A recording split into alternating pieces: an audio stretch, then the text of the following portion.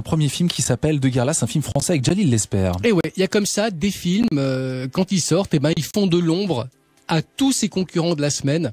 Et c'est le cas de De guerre lasse. C'est un petit peu le polar français qu'on était en droit d'attendre depuis, 15 ans, 17 ans. À ce point-là, parce qu'il n'y a pas eu un buzz monstrueux non plus pour annoncer l'arrivée comme ça de ce film. C'est pas faux, mais tous ceux qui en sortent sont sidérés par la surprise, par la tenue, par la personnalité de De guerre lasse, qui est donc un polar qui se situe à Marseille et qui raconte l'histoire d'Alex, qui est le fils d'un caïd marseillais.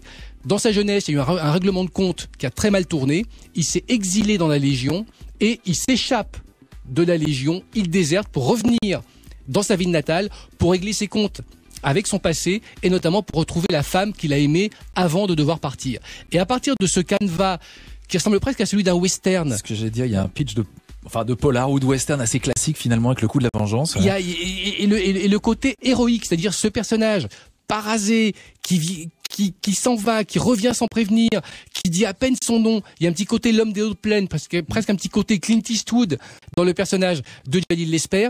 Et la manière dont son retour s'organise entre, comme je le disais, règlements de compte sentimentaux, entre résurgence de la violence passée, c'est orchestré par le réalisateur Olivier Panchaud avec une élégance, avec une force tragique qui va même parfois jusqu'à une certaine forme d'audace qui sont sidérants. C'est-à-dire qu'on éprouve aussi bien les montées d'adrénaline propres au polar que l'émotion vraiment poignante. On voit des hommes pleurer dans De guerre lasse. Ça aurait pu s'appeler Regarde les hommes pleurer de guerre lasse.